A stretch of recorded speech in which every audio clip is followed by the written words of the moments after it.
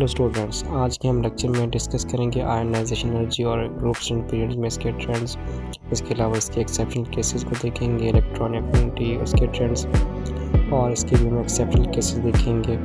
साथ में second period का एनोमलस बिहेवियर भी हम देखेंगे। हेलो स्टूडेंट्स, हमारा आज का टॉपिक है आयनाइजेशन एनर्जी, और सबसे पहले हम इसकी डेफिनेशन के देखेंगे। So this is the amount of energy which is required to lose the bonded electron. कौन सा इलेक्ट्रॉन? इन वैलेंस, जो कि वैलेंस शेल में मौजूद हो। किस एटम में? Of isolated gaseous atom. हम आसान लफ्ज़ों में ये कहते हैं कि हमारे पास अगर एक न्यूक्लियस है, ये हमारे पास न्यूक्लियस है, और ये इसका जो है हमारे पास बहुत सारे शेल्स हैं, और इन शेल्स में हमारे पास क्या है कि इसके वैलेंस शेल में एक इलेक्ट्रॉन यहाँ पे मौजूद है। तो ये जो वैलेंस शेल इलेक्ट्रॉन है, अगर हम चाहते हैं कि यहाँ से लॉस हो जाए, तो सबसे पहले हमें यहाँ पे जो है एनर्जी प्रोवाइड करनी पड़ेगी। तो जब ये एनर्जी प्रोवाइड करेंगे तो ये हमारे पास आयनाइजेशन एनर्जी कहलाएगी। क्यों? क्योंकि इस तरीके से ये जो हमारा एटम है, जो बेसिकली एटम है, क्या हो जाएगा, ये एक आयन में कन्वर्ट हो जाएगा। कौन सा आयन? कैटाइन के अंदर कन्वर्ट हो जाएगा। तो इसलिए ये एनर्जी, क्योंकि इस एटम को आयन बना रही है, तो हम इसको आयनाइजेशन एनर्जी बोलते हैं। लेकिन हमने यहाँ पे ये शर्त लगाई कि ये जो एटम है ये आइसोलेटेड होना चाहिए, फर्स्ट गैशियस होना चाहिए। इसलिए कि अगर हमारे पास ये जो एटम है, अगर ये एटम जो है किसी मॉलिक्यूल फॉर्म में है, लिक्विड या सॉलिड फॉर्मेशन के अंदर है, ठीक है, तो इसके क्या है कि इसके जो हमारे पास इस पे जो इसके अटैच्ड मॉलिक्यूल्स होंगे, अटैच्ड पार्टिकल्स आप कह लें, पार्टिकल हमारे पास एक ब्रॉडर वर्ड है, तो ये जो अटैच्ड पार्टिकल्स होंगे इसके साथ, वो अफेक्ट करेंगे, ठीक है, वो अफेक्ट करेंगे किसको? आयनाइजेशन एनर्जी को। सो दैट्स वाई हमारे पास जो है यहाँ पे जो एटम है वो आइसोलेटेड और गैशियस फॉर्म में होना चाहिए, ये ज़रूरी है। अगर हम इसके ट्रेंड की बात करें, ट्रेंड इन पीरियड की अगर हम बात करें, तो हमें पता है कि जो एटॉमिक साइज़ है वो डिक्रीज़ करता है। कहाँ से? जब हम लेफ़्ट से राइट की तरफ जाते हैं।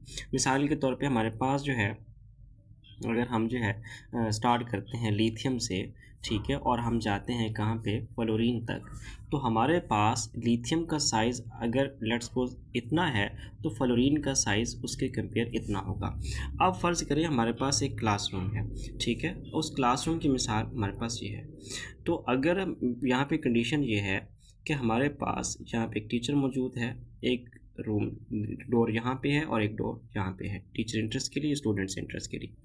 अगर यहाँ पे सिर्फ कोई एक या दो लाइनें बैठी हैं, यानी क्लास बहुत ही साइज़ छोटी है, तो यहाँ से अगर कोई बच्चा जो है वो बाहर जाना चाहता है, बंक करना चाहता है आप कह लें, तो उसको बहुत ज़्यादा एफर्ट पुट करना पड़ेगी। क्यों? क्योंकि क्लासरूम का साइज़ बहुत स्मॉल है। लेकिन अगर फ़र्ज़ करें क्लास बहुत बड़ी है और वो फुल भरी हुई है, तो फिर यहाँ आखिरी लाइन से किसी बच्चे का बंक करके यहाँ से निकलना जो है वो बहुत ईजी है। यही वजह है कि जब लिथियम हम देखते हैं, तो लिथियम का क्योंकि एटॉमिक साइज़ जो है वो ज़्यादा है, तो जब वो ज़्यादा है तो उसमें से इलेक्ट्रॉन का लॉस होना आसान है, और जो फ्लोरीन है उसमें से इलेक्ट्रॉन का जो लॉस होना है वो बहुत ही मुश्किल है, क्योंकि उसका साइज़ बहुत ही स्मॉल है। तो हम कह सकते हैं कि क्योंकि एटॉमिक साइज़ जो है वो डिक्रीज़ होता है, तो फिर आयनाइजेशन एनर्जी जो है वो लेफ़्ट राइट इंक्रीज़ होती जाएगी। क्यों? क्योंकि जितना हम लेफ़्ट राइट मूव करेंगे, एटॉमिक साइज़ उतना स्मॉल होता जाएगा, वहाँ से इलेक्ट्रॉन निकालना उतना मुश्किल होता जाएगा, तो हमें उतनी ज़्यादा एनर्जी प्रोवाइड करना पड़ेगी। मिसाल के तौर पे हम देखते हैं कि हमारे पास लिथियम के बाद कौन सा है, बेरिलियम है।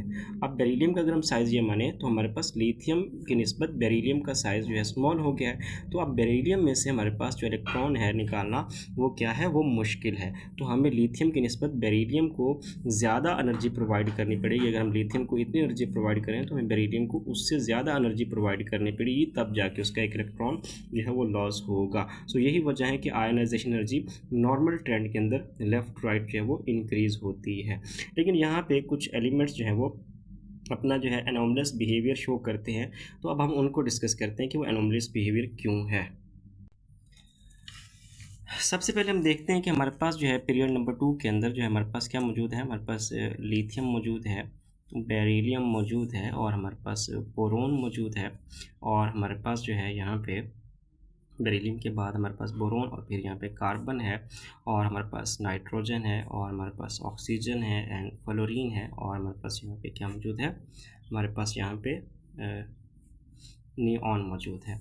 इसी तरीके से अगर हम पीरियड नंबर 3 की बात करें तो यहाँ पे हमारे पास सोडियम है, मैग्नीशियम है, हमारे पास एल्यूमिनियम है, और हमारे पास जो है यहाँ पे सिलिकॉन है, फास्फोरस है, सल्फ़र है, क्लोरीन है, और हमारे पास जो है यहाँ पे आर्गॉन मौजूद है। ठीक है।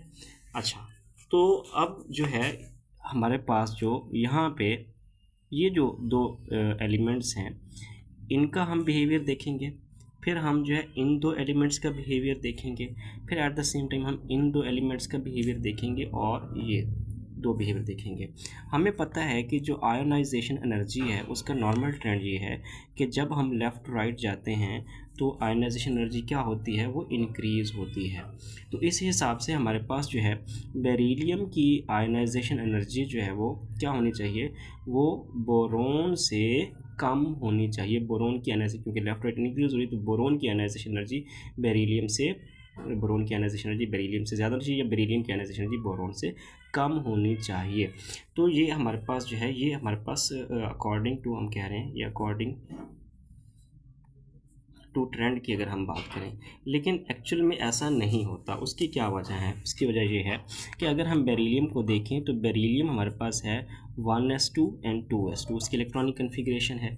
और अगर हम बोरोन को देखें तो वो हमारे पास है 1s2 2s2 एंड 2p1। अच्छा, ये हमारे पास इसका वैलेंस शेल है। तो ये जो वैलेंस शेल है इसका, ये जो सब शेल है, ये सब शेल क्या है, एस सब शेल यहाँ पे क्या है, वो कम्प्लीटली फिल्ड है। एस सब शेल यहाँ पे क्या है, कम्प्लीटली यहाँ पे हमारे पास क्या है, फिल्ड है। एज़ कम्पेयर टू अगर हम बोरोन के देखें तो यहाँ पे ये जो हमारे पास जो है 2p, इसमें एक इलेक्ट्रॉन मौजूद है। तो ये जो एस सब शेल यहाँ पे कम्प्लीटली फिल्ड है, ये बेरिलियम को क्या बना रहा है, ये बेरिलियम को स्टेबल बना रहा है, बेरिलियम को स्टेबल बना रहा है। और ये जो हमारे पास 2p1 का एक इलेक्ट्रॉन है, ये बोरोन को अनस्टेबल कर रहा है। देखिए हमारे पास जो है बेसिक रूल है, हमने इलेक्ट्रॉनिक कन्फिग्रेशन लेक्चर नंबर 1 में भी डिस्कस किया था कि जो फुली फिल्ड या फिर जो हाफ फिल्ड हमारे पास सबशेल होता है वो स्टेबल होता है। तो ये हमारे पास 2s सबशेल जो है ये कम्प्लीटली फिल्ड है, और ये हमारे पास कम्प्लीटली फिल्ड के ऊपर एक इलेक्ट्रॉन है, तो ये इसको अनस्टेबल बना रहा है। यही वजह है कि बेरिलियम में से इलेक्ट्रॉन निकालना मुश्किल है as compare to boron. Boron में से इलेक्ट्रॉन निकालना इसलिए आसान है कि वो अनस्टेबल है, और बेरिलियम में से इलेक्ट्रॉन निकालना इसलिए मुश्किल है क्योंकि ये स्टेबल है। तो यही वजह है कि बेरिलियम की आयोनाइजेशन एनर्जी उसकी स्टेबिलिटी की वजह से इंक्रीज़ कर जाती है बोरोन से। तो ये हमारे पास एक एनोमलियस बिहेवियर यहाँ पे देखने को मिलता है।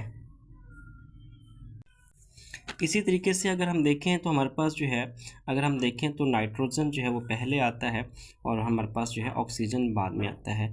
और नॉर्मल ट्रेंड ये होना चाहिए कि नाइट्रोजन की जो आयोनाइजेशन एनर्जी है वो कम होनी चाहिए ऑक्सीजन से।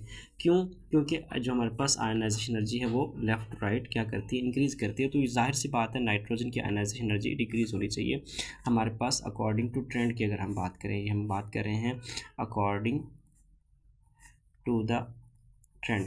लेकिन अगेन यहाँ पे इलेक्ट्रॉनिक कन्फिग्रेशन की वजह से हमें एनॉमलस बिहेवियर देखने को मिलता है। क्यों?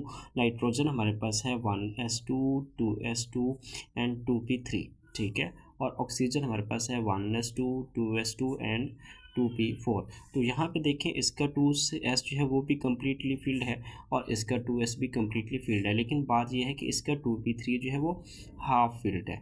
एक p सबशेल के अंदर 6 इलेक्ट्रॉन्स होते हैं, तो यहाँ पे 6 नहीं बल्कि 3 इलेक्ट्रॉन्स हैं जो कि इसको क्या बना रहे हैं, इसको स्टेबल बना रहे हैं। ये हमारे पास स्टेबल है।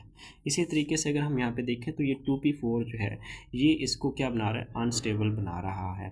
तो यही वजह है कि जब ये स्टेबल है तो फिर नाइट्रोजन में से इलेक्ट्रॉन निकालना मुश्किल होगा, इसको ज़्यादा एनर्जी प्रोवाइड करनी पड़ेगी एज़ कम्पेयर टू ऑक्सीजन, क्योंकि ये अनस्टेबल है, इसको हम कम एनर्जी प्रोवाइड करेंगे तो इलेक्ट्रॉन जो है वो लॉस कर सकता है। तो यही वजह है कि हमारे पास एनोमलस बिहेवियर में नाइट्रोजन की आयनाइजेशन एनर्जी जो है वो क्या है, जो हमारे पास जो है नाइट्रोजन की जो आयनाइजेशन एनर्जी उसकी स्टेबिलिटी की वजह से ज़्यादा है किससे, ऑक्सीजन से। ये हमारे पास सेम ट्रेंड नज़र आ रहा है। इसी तरीके से हम अगर बात करते हैं कि देखिए हमारे पास जो है, जैसे हमने अभी डिस्कस किया कि हमारे पास जो है बेरिलियम के बिल्कुल नीचे ही हमारे पास मैग्नीशियम है और हमारे पास जो है यहाँ पे बोरोन के नीचे एल्युमिनियम मौजूद है। तो जिस तरीके से बेरिलियम की जो आयनाइजेशन एनर्जी है वो क्या है, वो ज़्यादा है बोरोन से अनोमलस बिहेवियर के अकॉर्डिंग, तो इसी तरीके से मैग्नीशियम और एल्युमिनियम में भी ये इफ़ेक्ट हमें नज़र आता है। अगर हम बात करें हमारे पास जो है नाइट्रोजन और ऑक्सीजन की, कि नाइट्रोजन की आयनाइजेशन एनर्जी ज़्यादा है ऑक्सीजन से एनोमलस बिहेवियर के तहत, तो इस तरीके से जो नाइट्रोजन के नीचे फास्फोरस है और ऑक्सीजन के नीचे सल्फ़र है, उनका भी अंदर हमें यही एनोमलस बिहेवियर देखने को मिलता है। ये तो हो गई हमारे पास बात फर्स्ट आयनाइजेशन एनर्जी। यहाँ पर हमने जितनी भी बात की है, ये जो हमने ट्रेंड जितना भी डिस्कस किया है, ये ट्रेंड है according to the first ionization energy. First ionization energy के अकॉर्डिंग हमने यहाँ पे बात की है। अच्छा, अब हम देखते हैं कि हमारे पास जो है फर्स्ट, सेकंड और थर्ड आयनाइजेशन एनर्जी। मिसाल के तौर पे हम कहते हैं कि हमारे पास जो है यहाँ पे मैग्नीशियम की हम एग्जांपल ले लेते हैं। तो मैग्नीशियम को हमेशा 2 इलेक्ट्रॉन लॉस करते हैं। तो मैग्नीशियम क्या करेगा, पहले एनर्जी को एब्जॉर्ब करेगा और ये हमारे पास एक इलेक्ट्रॉन यहाँ पे लॉस हो जाएगा, इस पर +1 चार्ज आएगा, इसमें से एक इलेक्ट्रॉन रिमूव हो जाएगा। अब ये जो एनर्जी है ये क्या है, ये आयनाइजेशन एनर्जी है। कौन सी आयनाइजेशन एनर्जी है, ये फर्स्ट आयनाइजेशन एनर्जी है।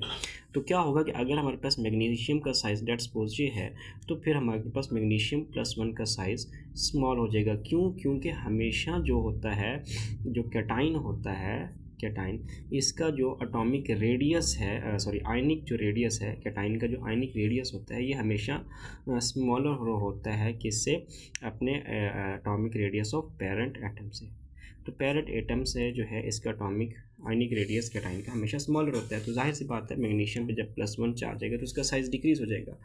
अब हम मैग्नीशियम +1 को जब दोबारा एनर्जी प्रोवाइड करेंगे तो हम पहले से ज़्यादा प्रोवाइड करेंगे। क्यों, क्योंकि अब एटॉमिक आयनिक रेडियस जो है वो डिक्रीज़ कर चुका है। तो अब पहले की निस्बत जो है हमें ज़्यादा एनर्जी प्रोवाइड करनी पड़ेगी सेकंड इलेक्ट्रॉन रिमूव करने के लिए। इफेक्टिव न्यूक्लियर चार्ज बढ़ चुका है क्योंकि मैग्नीशियम के पास यहाँ पर तो जो है 12 इलेक्ट्रॉन थे, 12 ही प्रोटॉन थे। तो यहाँ पे एक बैलेंस इलेक्ट्रॉन प्रोटॉन रेशो मौजूद थी, लेकिन यहाँ पे हमारे पास अब 11 इलेक्ट्रॉन है और 12 ही प्रोटॉन्स हैं। तो यहाँ पे इम्बैलेंस इलेक्ट्रॉन प्रोटॉन रेशो है, जिसमें हमारे पास इलेक्ट्रॉन कम है और प्रोटॉन ज़्यादा है, जिससे इफेक्टिव न्यूक्लियर चार्ज इंक्रीज़ हो रहा है। क्योंकि प्रोटॉन की तादाद ज़्यादा है तो इफेक्टिव न्यूक्लियर चार्ज इंक्रीज़ कर चुका है। तो यही वजह है कि एटॉमिक रेडियस स्मॉल हुआ और अब इलेक्ट्रॉन निकालना मुश्किल हो रहा है। तो सेकंड आयनाइजेशन एनर्जी में ज़्यादा प्रोवाइड करनी पड़ेगी और ये हमारे पास आ जाएगा Mg+2 प्लस इसमें से भी एक इलेक्ट्रॉन रिमूव हो जाएगा। तो ये जो है हमारे पास एनर्जी, ये सेकंड आयनाइजेशन एनर्जी कहलाएगी। तो यहाँ पे हमें पता चला कि हमेशा जो है वो जो फर्स्ट आयनाइजेशन एनर्जी होती है, ये फर्स्ट आयनाइजेशन एनर्जी ये हमेशा स्मॉलर होती है। किससे, ये हमेशा सेकंड से स्मॉलर होती है। सेकंड आयनाइजेशन एनर्जी से स्ट्रॉन्गर होती है और सेकंड आयनाइजेशन एनर्जी हमेशा जो है वो कम होती है किससे, थर्ड। अगर हम एल्युमिनियम की बात करें तो उसके मामले में थर्ड आयनाइजेशन एनर्जी जो है वो हमें जो है एल्युमिनियम की फर्स्ट आयनाइजेशन एनर्जी और सेकंड और थर्ड, तो एल्युमिनियम की थर्ड आयनाइजेशन एनर्जी एल्युमिनियम की सेकंड आयनाइजेशन एनर्जी ज़्यादा होगी और एल्युमिनियम की सेकंड आयनाइजेशन एनर्जी एल्युमिनियम की फर्स्ट आयनाइजेशन एनर्जी से ज़्यादा होगी। ये ट्रेंड जो है हमें देखने को मिलेगा। अब हम आते हैं कि हमारे पास जो है जो ट्रेंड है, ट्रेंड इन ग्रुप, अगर हम ट्रेंड इन ग्रुप की बात करें तो ट्रेंड इन ग्रुप जो है वो हमें पता है कि जो हमारे पास एटॉमिक साइज़ है ग्रुप के अंदर वो टॉप टू बॉटम क्या करता है, वो इंक्रीज़ करता है। जब वो इंक्रीज़ करता है तो हमारे पास जो है ये जो आयनाइजेशन एनर्जी है वो क्या करती है, वो हमारे पास क्या करती है, वो डिक्रीज़ करती जाती है। ये बड़ा सिंपल सा फिनोमिना है। एटॉमिक साइज़ क्यों टॉप टू बॉटम जो है वो डिक्रीज़ होता है, एटॉमिक साइज़ इंक्रीज़ होता है और आयनाइजेशन एनर्जी, क्योंकि एटॉमिक साइज़ जितना बढ़ता जाएगा उसमें से उसका इफेक्टिव न्यूक्लियर चार्ज अपने वैलेंस शेल पे उतना कम होता जाएगा और उसमें से इलेक्ट्रॉन निकालना उतना आसान होगा, हमें उतनी ही कम एनर्जी प्रोवाइड करना पड़ेगी। तो ये वजह है हमारे पास आयनाइजेशन एनर्जी जो है वो डिक्रीज़ होती है in top to bottom. So in short अगर हम कहें कि वो कौन से फैक्टर्स हैं जो कि अफेक्ट करते हैं आयनाइजेशन एनर्जी को, सो फैक्टर्स, कौन से फैक्टर्स जो कि अफेक्ट करते हैं, असर करते हैं किस पे, आयनाइजेशन एनर्जीज़ के ऊपर अफेक्ट करते हैं, उनमें सबसे पहले हमारे पास है कौन सा, इफ़ेक्टिव न्यूक्लियर चार्ज। इसकी एग्जांपल हमने देखी कहाँ पे, मिसाल के तौर पे हमने जो है देखा कि हमारे पास जो है जो सेकंड आयनाइजेशन एनर्जी है वो ज़्यादा होती है किससे, फर्स्ट से, फर्स्ट आयनाइजेशन एनर्जी से। इसकी क्या वजह है, इसकी वजह जो है हमारे पास ये है कि एटॉमिक रेडियस जो है वो हमारे पास क्या होता है, वो डिक्रीज़ हो जाता है और आपका इफेक्टिव न्यूक्लियर चार्ज इंक्रीज़ हो जाता है। तो यही वजह है कि आयनाइजेशन एनर्जी इंक्रीज़ हो जाती है। इसके बाद हमारे पास मिसाल के तौर पे दूसरा फैक्टर जो है वो क्या है, वो साइज़ ऑफ द एटम है, साइज़ ऑफ द एटम। तो साइज़ ऑफ एटम आपको पता है जिस तरीके से एटॉमिक साइज़ जो है मिसाल के तौर पे लेफ़्ट टू राइट जो है एटॉमिक साइज़ जो है वो क्या करता है, वो डिक्रीज़ करता है, तो फिर आयनाइजेशन एनर्जी क्या होती है, वो इंक्रीज़ होती है। तो यहाँ पे और टॉप टू बॉटम में भी यही मामला है कि एटॉमिक साइज़ इंक्रीज़ होता है तो आयनाइजेशन एनर्जी डिक्रीज़ करती है। दो फैक्टर्स हो गए, तीसरा फैक्टर हमारे पास जो है आप कह सकते हैं शील्डिंग इफ़ेक्ट है, शील्डिंग इफ़ेक्ट। तो ये शील्डिंग इफ़ेक्ट क्या है, शील्डिंग इफ़ेक्ट हमारे पास ये है कि भाई आपका जो है जितने इनर शेल्स होंगे, आप टॉप टू बॉटम को देख लें कि जो शील्डिंग इफ़ेक्ट है वो टॉप टू बॉटम इंक्रीज़ होता है। शील्डिंग इफ़ेक्ट जो है वो टॉप टू बॉटम क्या होता है, वो बेटे इंक्रीज़ होता है। जब वो इंक्रीज़ होता है तो फिर हमारे पास आयनाइजेशन एनर्जी जो है वो जो है वो क्या करती है, वो डिक्रीज़ होती जाती है, क्योंकि इलेक्ट्रॉन निकालना आसान है। जितनी ज़्यादा शील्डिंग इफ़ेक्ट होगी फिर हमें उतनी ही एनर्जी कम प्रोवाइड करना पड़ेगी। अच्छा, ये डिफरेंट चीज़ें हैं, आप जो है इन चीज़ों को मिला के एक्सप्लेनेशन के अंदर भी जो है अगर कभी लिखना पड़े, अगर आप सीएसएस के स्टूडेंट हैं या, तो उसमें फिर आप जो है इनको एक्सप्लेन कर सकते हैं इन तरीक़ों से। अच्छा, चौथी चीज़ आप यहाँ पे देखते हैं हमारे पास जो है वो है extent of penetration of valence electrons. So extent आप कह सकते हैं of penetration of valence electrons. क्या मतलब ये है कि सबसे ज़्यादा जो इलेक्ट्रॉन निकालना मुश्किल है वो एस से है, क्योंकि एस की जो अट्रैक्शन है वो बहुत स्ट्रॉन्ग होती है न्यूक्लियस के साथ। इसके बाद पी में से इलेक्ट्रॉन निकालना मुश्किल होता है, इसके बाद जो है वो डी में से इलेक्ट्रॉन निकालना मुश्किल होता है और फिर एफ में इलेक्ट्रॉन निकालना जो है वो मुश्किल होता है। तो सबसे ज़्यादा जहाँ से इलेक्ट्रॉन निकालना मुश्किल है वो एस से है, इससे कम पी, पी से कम डी से कम एफ होता है। तो ये इस तरीके से ट्रेंड होता है। मिसाल के तौर पे हमने अभी बात की कि हमारे पास बेरिलियम क्या होता है, वो 2s2 होता है, और हमारे पास बोरोन क्या होता है, वो होता है 2s2 एंड 2p1।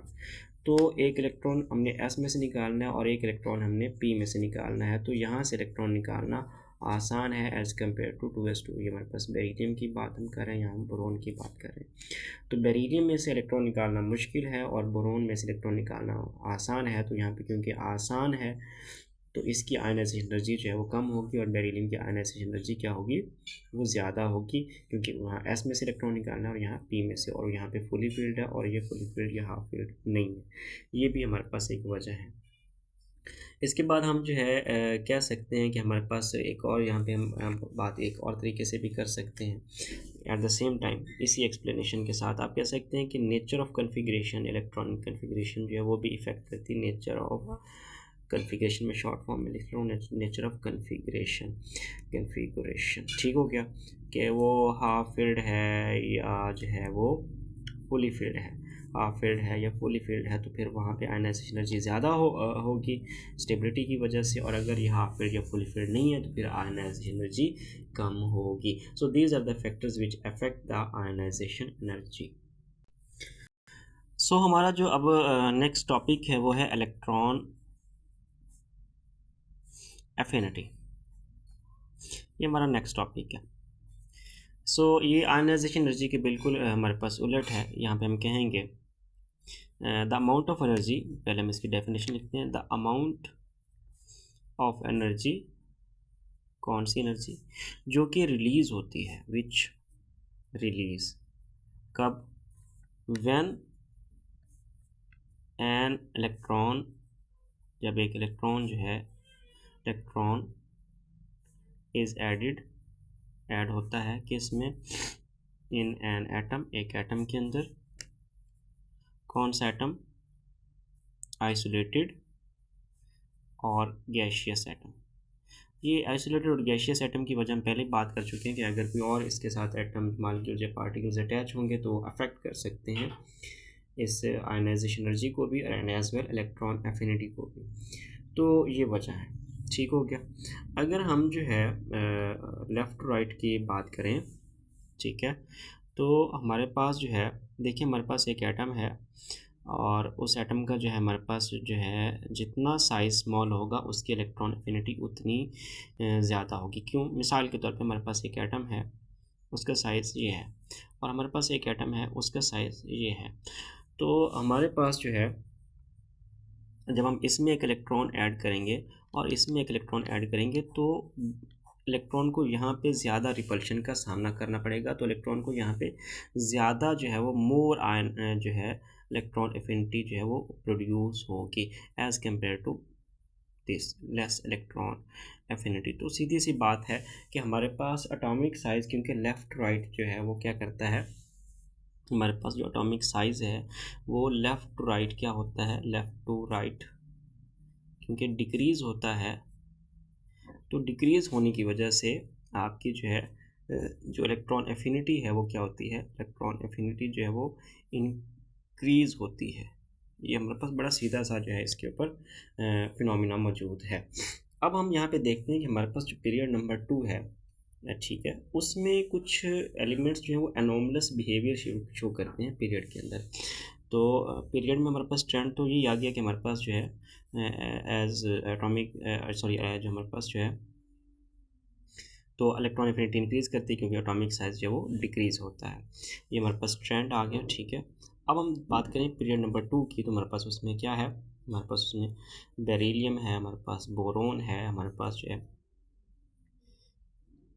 लिथियम भी मौजूद है, लिथियम है, बेरिलियम है, बोरोन है एंड कार्बन है, नाइट्रोजन है, ऑक्सीजन है और हमारे पास जो है फ्लोरीन है और हमारे पास जो है नियॉन मौजूद है। इसी तरीके से अगर हम पीरियड नंबर 2 के बाद यहाँ पे पीरियड नंबर 3 की बात करें, पीरियड नंबर 3, तो हमारे पास यहाँ पे सोडियम है और हमारे पास जो है मैग्नीशियम है, हमारे पास एल्युमिनियम है और हमारे पास सिलिकॉन है, फास्फोरस है, सल्फ़र है और हमारे पास क्लोरीन है और हमारे पास आर्गॉन है। यहाँ पे ये हमारे पास यहाँ पे पीरियड नंबर 2 और पीरियड नंबर 3 की हम बात कर रहे हैं। जैसे हमने बात की कि हमारे पास लेफ़्ट राइट इलेक्ट्रॉन एफिनिटी जो है वो क्या होती है, वो इंक्रीज़ होती है। लेकिन अगर हम बात करें यहाँ पे बेरिलियम और मैग्नीशियम की, यानी जो हमारे पास ग्रुप नंबर 2A है, 2A जो है वो हमारे पास क्या कहलाता है, 2A हमारे पास जो है यहाँ पे ज़ीरो इलेक्ट्रॉन एफिनिटी ग्रुप कहलाता है। इसको हम ज़ीरो इलेक्ट्रॉन एफिनिटी ग्रुप बोलते हैं। अच्छा, यहाँ पे एफिनिटी से मुराद अट्रैक्शन है, क्योंकि एक एटम को इलेक्ट्रॉन चाहिए, इलेक्ट्रॉन किसी को वो अट्रैक्ट करता है। तो जब एक एटम एक इलेक्ट्रॉन को अपनी तरफ अट्रैक्ट करता है तो इसके बदले में वो इलेक्ट्रॉन जो है वो एनर्जी रिलीज़ करता है। तो वो जो एनर्जी रिलीज़ होती है इलेक्ट्रॉन एफिनिटी की वजह से, उसको इलेक्ट्रॉन एफिनिटी कह देते हैं, सिंपल इज़ दैट। तो ये वजह है। अच्छा, अब सवाल ये है कि ग्रुप नंबर 2A एलिमेंट्स जो है वो जो है ज़ीरो इलेक्ट्रॉन एफिनिटी ग्रुप क्यों कहलाता है? उसकी वजह है, मिसाल के तौर पर बेरिलियम को ही देख लें, तो बेरिलियम क्या है 1s2 एंड 2s2, तो उसका ये जो हमारे पास वैलेंस सब शेल है वो कम्प्लीटली फिल्ड है। तो जब ये वैलेंस सब शेल कम्प्लीटली फिल्ड है तो no more for electron, no more space, इसके लिए कोई जगह ही नहीं है, कोई वैकेंट ऑर्बिटल हमारे पास इस सब शेल के अंदर नहीं है। वैसे एस का होते ही एक ही सब शेल है, तो नो मोर स्पेस आप कह लें, वैकेंट स्पेस कह लें for electron, for new electron, तो ये वजह होती है, ये हमारे पास जो है इसमें आ जाता है। इसके बाद हम बात करते हैं, हमने लास्ट टाइम आयनाइजेशन एनर्जी के अंदर जो है वो बात की थी, किसमें हमने कहा था कि हमारे पास जो बोरोन है और हमारे पास जो एल्युमिनियम है, ठीक है, और इसका हमने ट्रेंड शो किया था बेरिलियम और मैग्नीशियम के साथ, जो कि एनोमलस बिहेवियर हमें शो कर रहा था। वो एनोमलस बिहेवियर भी हमने बड़ी जो है वो डिटेल के अंदर जो है डिस्कस किया था। हमने जो है यहाँ पे सबसे पहले हम देखते हैं आयनाइजेशन एनर्जी का मामला। हमारे पास आयनाइजेशन एनर्जी जो है वो ये थी कि भाई आपका जो है ट्रेंड ये होना चाहिए था कि जो है बोरोन की आयनाइजेशन एनर्जी बेरिलियम से ज़्यादा होनी चाहिए। क्यों? क्योंकि लेफ़्ट राइट एटॉमिक साइज़ जो है वो क्या होता है, वो डिक्रीज़ होता है, तो बोरोन की आयनाइजेशन एनर्जी बेरिलियम से ज़्यादा होना चाहिए, लेकिन ऐसा नहीं होता। क्यों? होता क्या है कि भाई बेरिलियम की आयनाइजेशन एनर्जी बोरोन से ज़्यादा है। क्यों ज़्यादा है? क्योंकि बेरिलियम की जो इलेक्ट्रॉनिक कन्फिग्रेशन है वो क्या है, वो स्टेबल है, आपका 2s2 कंप्लीट फील्ड है, और बोरोन जो है वो अनस्टेबल है। तो यही वजह है, क्योंकि ये स्टेबल है तो इसकी आयनाइजेशन एनर्जी ज़्यादा है, ये अनस्टेबल है तो इसकी आयनाइजेशन एनर्जी जो है क्या है, वो कम है। अब हम अगर बात करें बेरिलियम की और बोरोन की, किस में, इलेक्ट्रॉन एफिनिटी के अंदर। अगर हम यहाँ पे इलेक्ट्रॉन एफिनिटी की बात करते हैं तो यहाँ पे हमें क्या पता है कि बेरिलियम तो स्टेबल है और बोरोन तो अनस्टेबल है, तो जो स्टेबल है उसको इलेक्ट्रॉन हासिल करने की ज़रूरत ही क्या है। तो यही वजह है इसकी इलेक्ट्रॉन एफिनिटी फिर डिक्रीज़ कर जाती है, किससे, बोरोन से, क्योंकि बोरोन अनस्टेबल है तो इलेक्ट्रॉन गेन कर लेगा, बिल्कुल पॉसिबिलिटी है, लेकिन बेरिलियम जो है वो इलेक्ट्रॉन गेन नहीं करेगा। क्यों? क्योंकि वो स्टेबल है, वो इलेक्ट्रॉन गेन करेगा ही नहीं। जब वो इलेक्ट्रॉन गेन करेगा ही नहीं तो हमारे पास क्या हुआ, और वैसे भी ग्रुप 2 से बेरिलियम का ताल्लुक है, हमने अभी ऊपर डिस्कस किया कि ज़ीरो इलेक्ट्रॉन एफिनिटी से ताल्लुक़ रखता है, तो इलेक्ट्रॉन गेन नहीं करेगा। हालांकि जो हमारे पास इलेक्ट्रॉन एफिनिटी है वो लेफ़्ट राइट क्या करती है, इंक्रीज़ करती है, लेकिन यहाँ पे हमें नज़र आ रहा है कि मामला ही कुछ और हो गया है। ठीक है, अगर हम देखें तो हमारे पास ट्रेंड तो ये होना चाहिए कि भाई कि जो हमारे पास बोरोन है, ठीक है, और बेरिलियम है, तो बेरिलियम जो है उसकी इलेक्ट्रॉन एफिनिटी तो है ही नहीं, बात यह है कि उसकी इलेक्ट्रॉन एफिनिटी है ही नहीं, कम या ज़्यादा की तो बात ही हम नहीं कर रहे। इसी तरीके से हमारे पास एक और जो ट्रेंड है वो भी हमें देखने को मिलता है।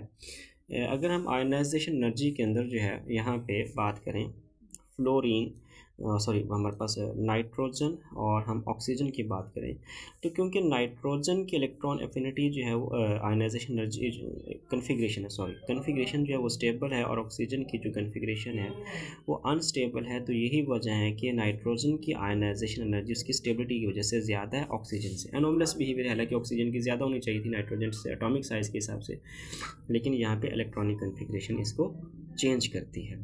अब जब नाइट्रोजन स्टेबल है तो इसमें इलेक्ट्रॉन ऐड करना भी मुश्किल होगा, ठीक है, जब इसमें इलेक्ट्रॉन जो है वो ऐड करना हमारे पास जो है मुश्किल होगा एज़ कम्पेयर टू ऑक्सीजन, क्योंकि ऑक्सीजन अनस्टेबल है तो इलेक्ट्रॉन गेन कर लेगा, और कम इलेक्ट्रॉन, ये जो स्टेबल है तो फिर इसमें इलेक्ट्रॉन ऐड करना मुश्किल होगा, यहाँ पे जो आपकी इलेक्ट्रॉन एफिनिटी है वो ज़्यादा होगी। तो वहाँ पर भी हमें सेम ट्रेंड नज़र आ रहा है जिस तरीके से हमने आयनाइजेशन एनर्जी को देखा था।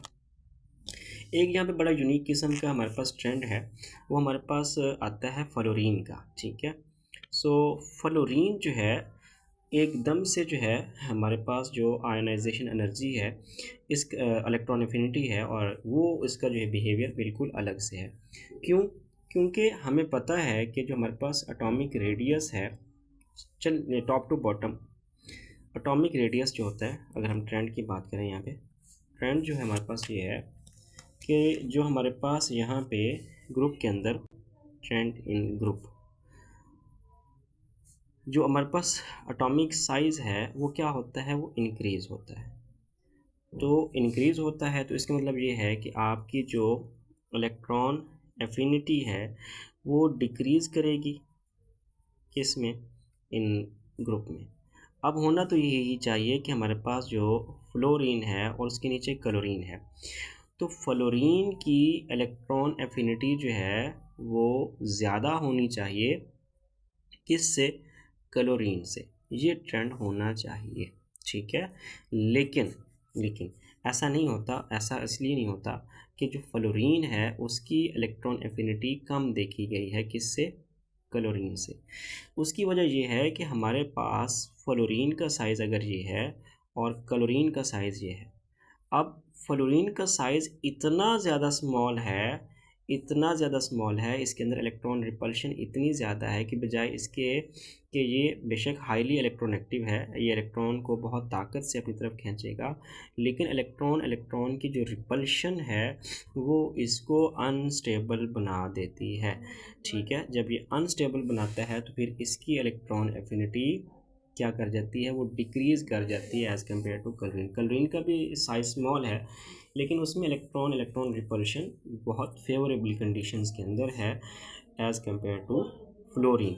तो यही वजह है कि बेशक फ्लोरीन हाईली इलेक्ट्रोनेगेटिव है, बहुत ताकत से इलेक्ट्रॉन को खींचता है, लेकिन फिर इलेक्ट्रॉन की रिपल्शन उसके बहुत ही ज़्यादा स्मॉलेस्ट साइज़ होने की वजह से, बहुत ही ज़्यादा स्मॉलेस्ट साइज़ होने की वजह से जो फ्लोरीन की इलेक्ट्रॉन रिपल्शन है वो इसकी जो एफिनिटी है टुवर्ड इलेक्ट्रॉन या अट्रैक्शन है टुवर्ड इलेक्ट्रॉन उसको डिक्रीज़ कर देती है, रिपल्शन, जिसकी वजह से आपकी इलेक्ट्रॉन एफिनिटी डिक्रीज़ कर जाती है।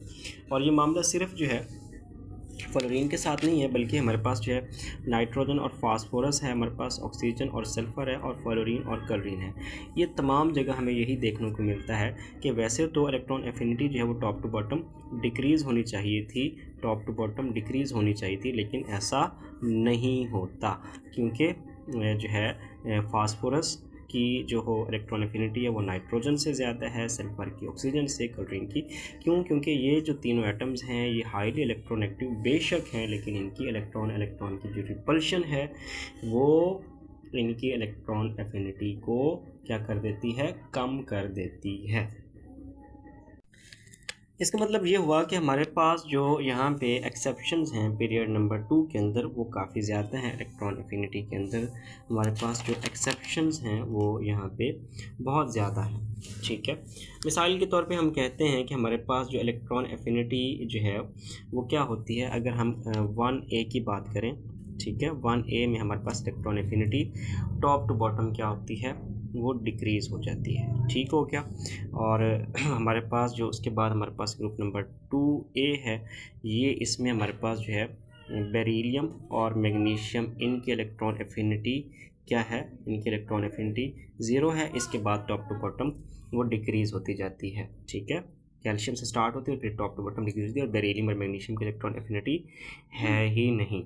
इसके बाद हम देखते हैं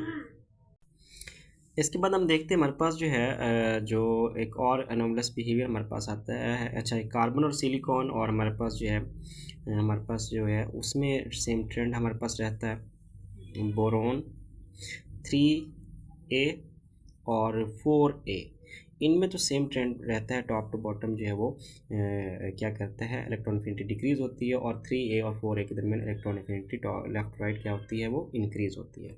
इसके बाद हम आते हैं, हमारे पास ग्रुप नंबर जो है वो हमारे पास जो है यहाँ पे अगर हम देखें हमारे पास जो है हमारे पास जो नाइट्रोजन हमारे पास है, उसके बाद हमारे पास यहाँ पे ऑक्सीजन फैमिली है, और हमारे पास यहाँ पे जो है हेलोजन फैमिली है।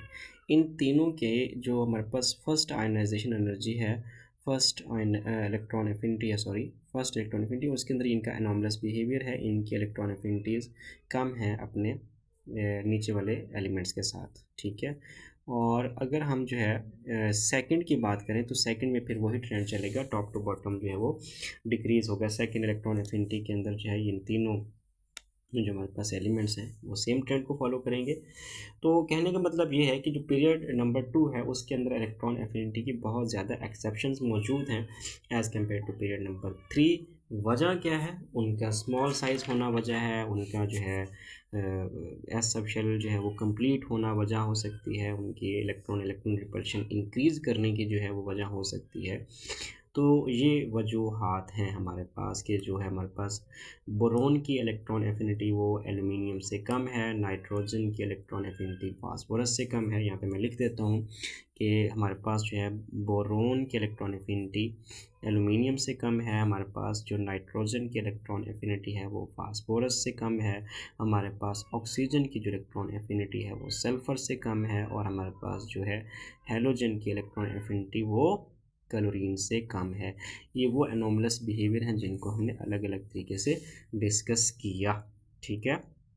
और अगर हम बात करें हमारे पास जो है इसके अलावा बेरिलियम की बात करें तो वो ज़ीरो में जा रहा है, यानी कि एकदम से हम अल्कली से जब अल्कलाइन में आते हैं तो एकदम से लिथियम से बेरिलियम में आते हैं तो इलेक्ट्रॉन एफिनिटी ज़ीरो हो जाती है, तो एकदम से डिक्रीज़ होती है। फिर हमारे पास बोरोन में हमें नज़र आता है कि वो इंक्रीज़ हो रही है लेकिन वो एल्युमिनियम से कम है। फिर आपको नाइट्रोजन और फास्फोरस का ग्रुप के अंदर प्रॉब्लम नज़र आ रहा है, ऑक्सीजन और सल्फर के अंदर। सो ये था आज का टॉपिक। इंशाल्लाह आपको जो है वो पसंद आया होगा। हमारे लेक्चर्स को शेयर करें, सब्सक्राइब करें हमारे चैनल को और हमें सपोर्ट करें। अगर आप लोग ऑनलाइन क्लासेस जो है वो चाहते हैं तो बिल्कुल वो अवेलेबल हैं। हम जो है बड़ी डेप्थ के साथ जो है वो लेक्चर्स को डिस्कस करते हैं। डेमो के लिए आप बिल्कुल हमसे पूछ सकते हैं, फ्री ऑफ कॉस्ट डेमो हम आपको प्रोवाइड करेंगे। हमारी बिल्कुल लाइव क्लास चलती है, कोई रिकॉर्डेड जो है लेक्चर जो है हम प्रोवाइड नहीं कर रहे। नंबर जो है आपकी स्क्रीन पर मिलेगा। Thank you so much.